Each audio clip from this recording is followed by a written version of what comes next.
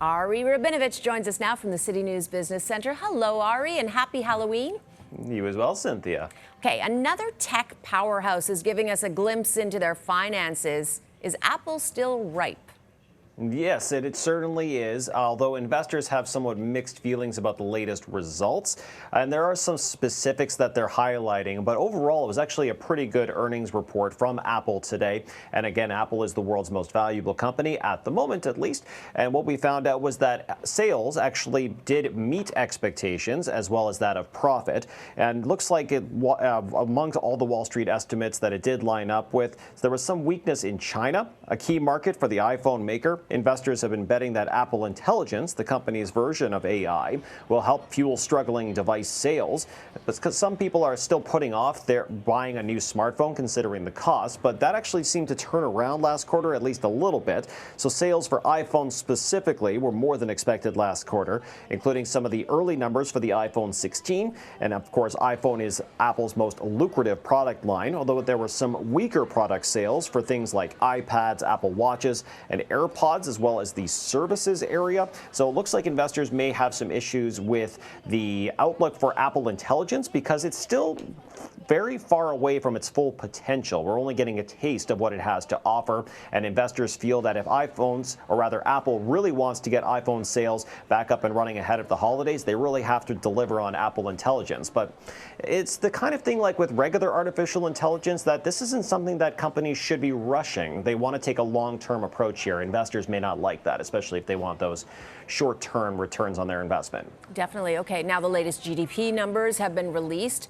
What do they reveal about the state of the Canadian economy, Ari? Not much movement, Cynthia. It's pretty much that the economy stalled in the month of August. There was literally 0% growth. So nothing good, but also nothing bad in a sense, because there was some growth in the services sectors, but there was very little growth. In fact, there were declines in manufacturing. So that sort of worked against each other, and we ended up with that 0% reading. All of this basically meaning that the economy is relatively weak, although they expect September to be a little bit better. From Statistics Canada, the Bank of Canada is very likely looking at this report, Cynthia, when they decide to make an interest rate decision on December 11th. That's the next announcement. Okay.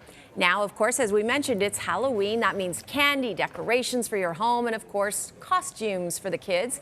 Sounds great, but it really begs the question, how much does this all cost? Yeah, well, that's actually a pretty penny, Cynthia, but the good news is it seems that most families, most individuals, those without children perhaps, aren't really spending much more than they did in previous years. But according to a Ledger poll, 70% of adults will spend on average $100 or more.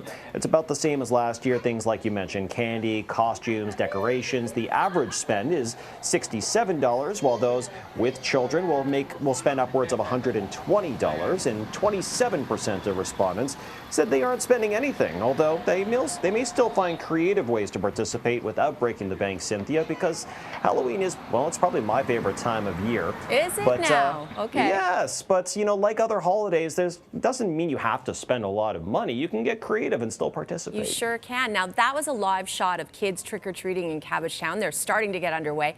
But we were talking about favorite Halloween costumes, and we have each provided pictures of our favorite Halloween costumes of all time.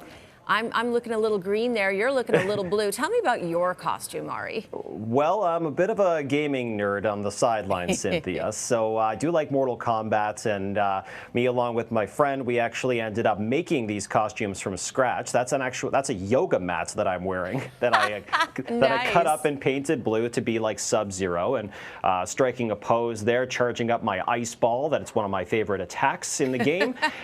So yeah, and we hit the streets, and of course everybody wanted us to make a pose like this because they're like, oh my gosh, Mortal Kombat, love that game.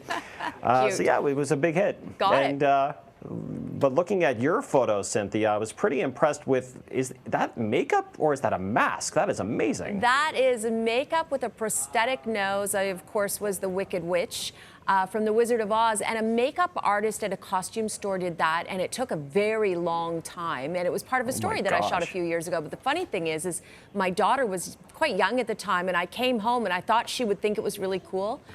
I scared her. She started to cry.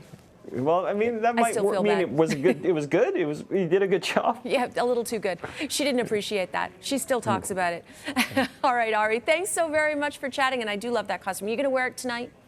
Yeah, I just might wear it tonight. We'll see. Got to be careful not to scare anybody, though. Definitely.